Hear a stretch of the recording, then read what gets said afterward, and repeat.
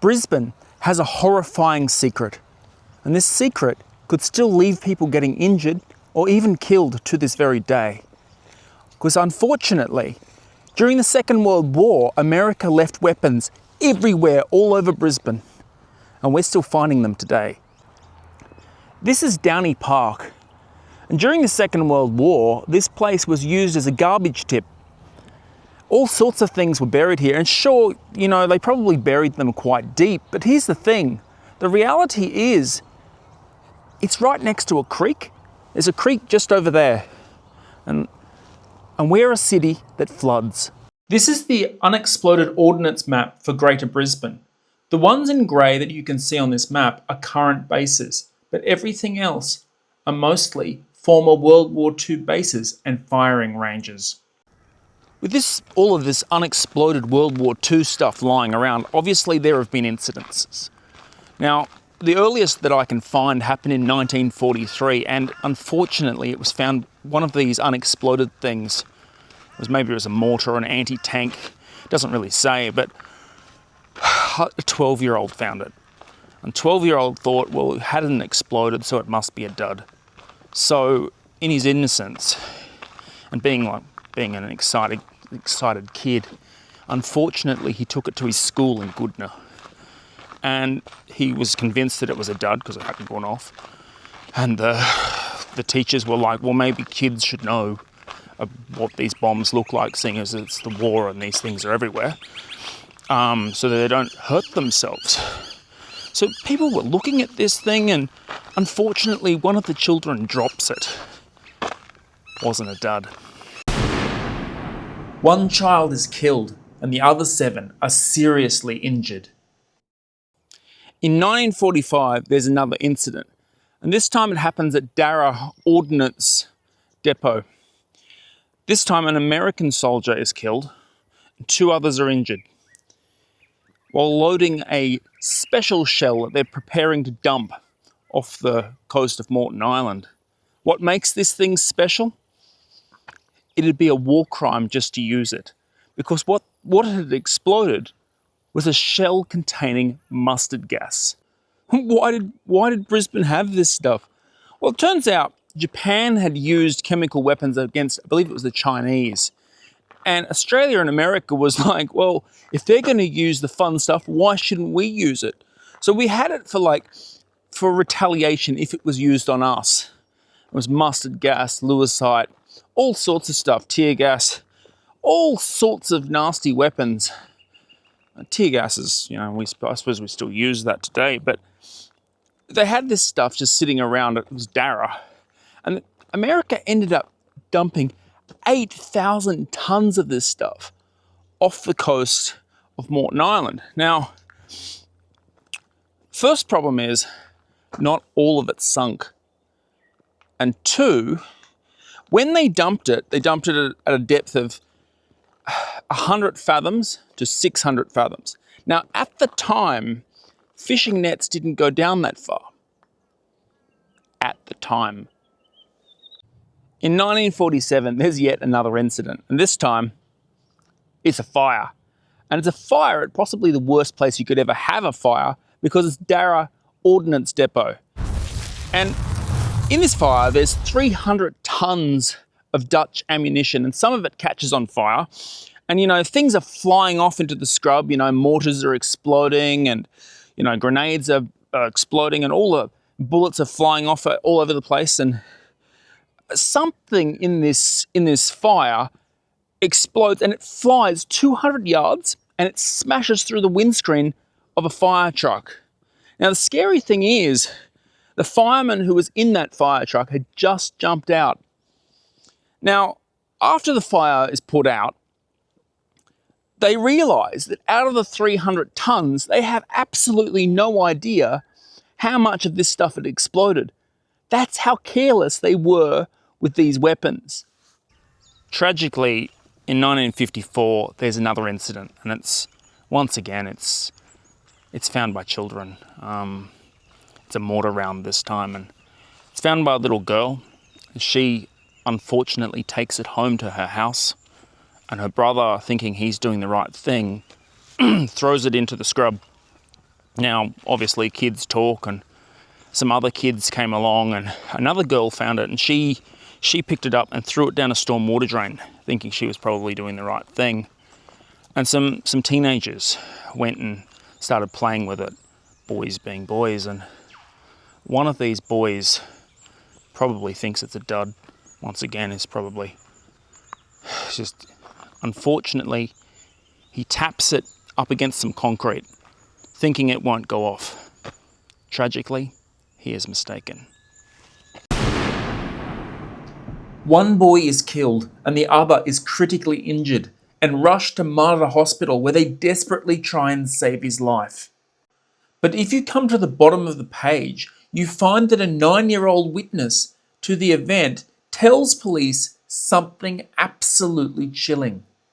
The 9-year-old tells police that he could lead them to the scrub not far from the suburb where there were thousands of bombs.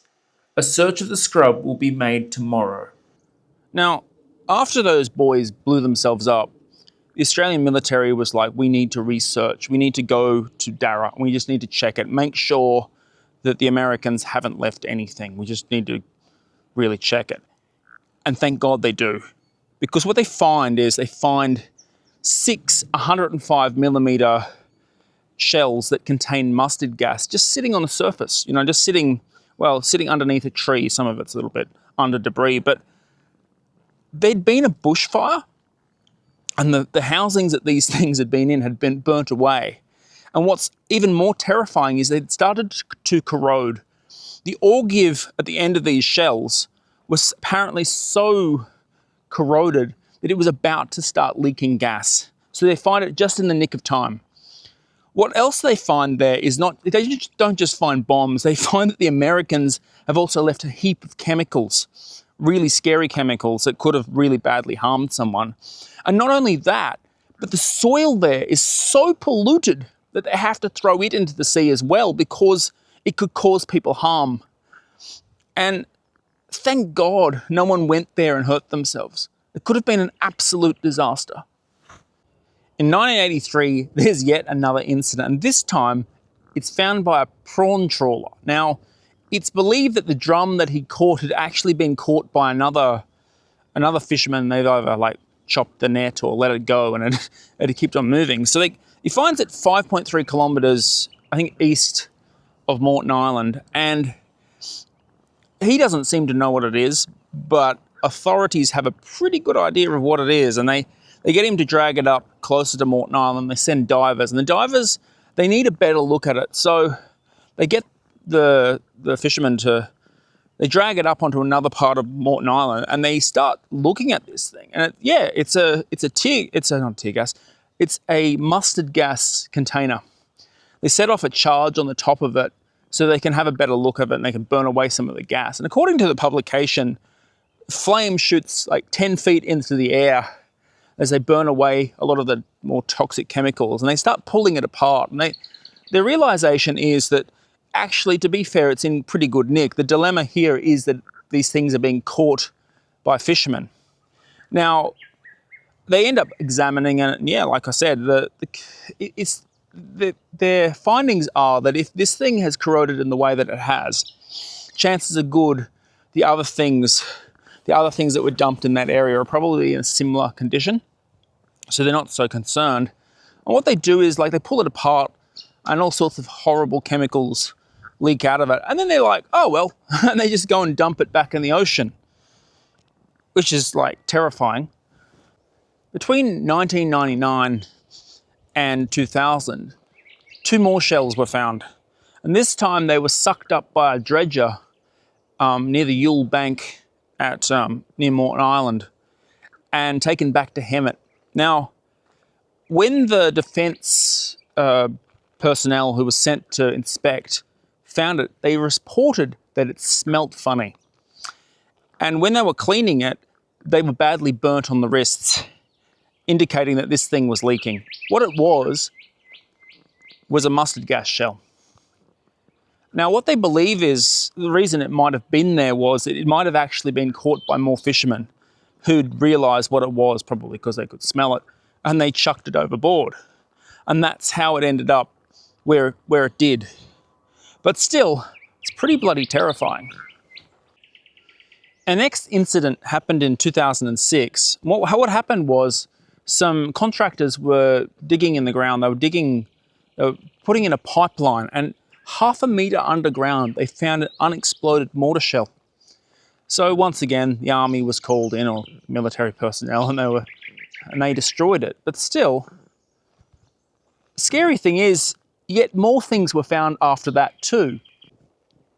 In 2007, some children dug up a war dump in Red Bank Plains. Now, whilst I don't think they dug up any ammunition, the parents and the council were terrified that there might be ammunition there, so they dug it out and they disposed of it.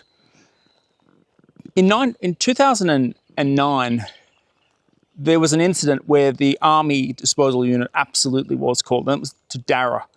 What had happened was railway workers were digging a duplicate line, and what they accidentally dug up was an unexploded hand grenade.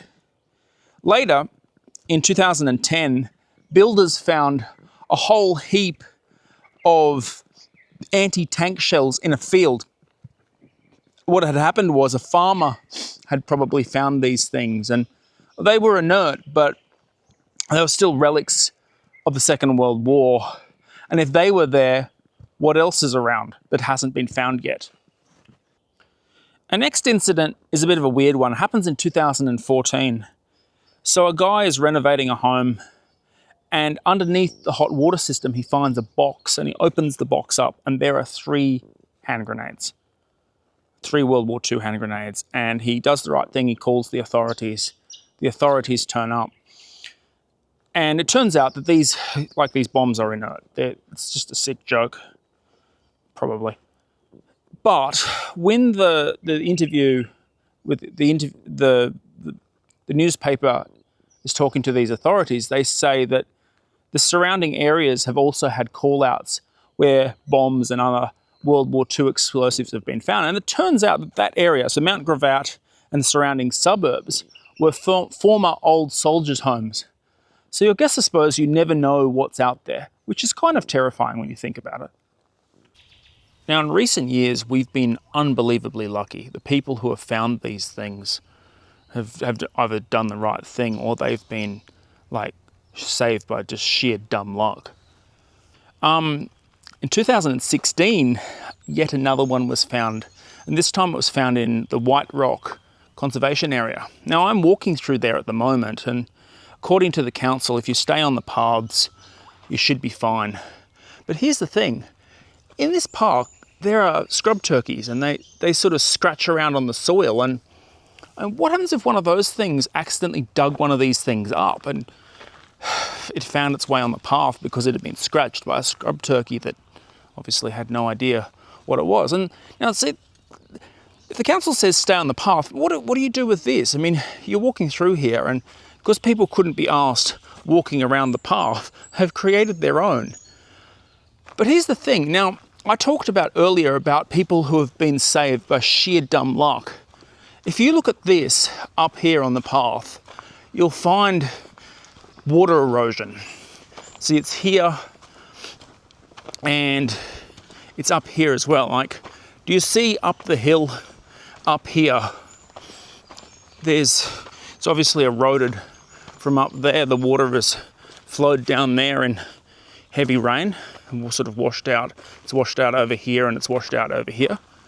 Why bring this up, Lachlan? So another part of Brisbane, there's a place called Bunyaville Forest, and a man was walking through there after a rainstorm, and he found near a path another mortar round that had washed partially out of the side of the hill, and it was near a track. Now, old mate called the police. He said, look, there's a mortar, or there's an unexploded ordnance close to the path. Please come and help, because someone could run over it with a bicycle and they could be blown to pieces. Or, a person, like a kid, could find it. He did the right thing. He called them.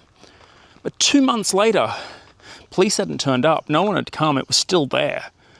Now, old mate sort of buggered up here. He did something very stupid, unbelievably stupid. He was like, if the police aren't going to come to my bomb, I'll take my bomb to the police. And he pulled this thing out of the ground, and somehow he went from Bunyaville over to Hendra police station. He was like, look what I found. And they were like, oh shit. And the police station went into lockdown. Given Brisbane's history with people coming across these things and blowing themselves up and like terrible accidents with children and stuff, I mean, I think his head was in the right place, but it wasn't. He could have been blown up pulling that thing out, or had it have gone off in his car. Imagine that. I mean, his car could have been blown to pieces, and like the fuel and everything else would have ignited. And imagine if you were on a busy like road or something. That could have been an absolute disaster. And heaven forbid he used public transport. Imagine that. Oh. Oh, wow, that was super loud. So what do you do if you find yourself in a similar situation? What should you do if you're walking through White Rock or somewhere like that and you find one of these things? Well, when you walk into one of these places, you will see the sign that says, call the police. But if old mate showed us anything, that's not always enough. So is there anything else you can do? Well, yeah, there is. Now, if you go to the unexploded ordnance site, you'll find this list. Number 1, do not touch it, even if to move it to a safer location. So don't be like old mate. 2, take careful note of the appearance, the location and the route you took to get there, and take a photo of it if it's safe to do so. Number 3, if safe to do so, mark the location with either coloured tape or paint. The video above this list also recommends dropping a pin on maps or building a tripod of sticks 2 to 3 meters away from the unexploded ordnance. Now 4, you would ring the respective authority in the area. So like if you found it in White Rock, you'd call the council. If you were doing like building or something like that, you'd ring the person who owns the home, or your foreman, you'd get in contact with him, or whoever it is. And then 5, you'd call the police. This way, if you use this list, the respective authorities are more likely to find one of these unexploded things, and it's going to keep people a lot safer. You're not going to find yourself in old mate's position where you've just rang the police and it takes them 2 months to get there, and in that time people can get really badly injured. So yeah, this is what you do. Now this last incident happened in 2021 and it was done by 9 News Queensland, and I find it a bit frightening. A live World War II grenade has been pulled from the bottom of a southeast creek. The discovery made by a curious 11-year-old boy who alerted police, but it was the army that came to the rescue. 3, 2, 1. An explosive end to one fisherman's tale that needs to be seen to be believed. What this child found was a World War II Mills hand grenade, and he found it in Bulimba Creek whilst magnet fishing. Now, if you want the rest of the story, I'll link it in the description. Now, at the beginning of this video, I mentioned Downie Park, and I showed it as an example of how it was built next to a major floodplain. Now, obviously, it's nowhere near where this child found this hand grenade, but it is a perfect example of really careless town planning. Then I showed the unexploded ordnance map over Greater Brisbane. And then I showed all the instances of unexploded ordnance affecting people's lives ever since. Now, how did this hand grenade end up in Bulimba Creek? I suppose we'll never know. But the real question we've got to ask is, how much of this stuff is still out there? I suppose we'll never know exactly how much stuff is out there. We'll just know when we find the next piece of it. That's something to think about now, really, isn't it? Anyway, please like, share, and subscribe. Cheers! Thanks. Anyway, off to other adventures. Toodle pip!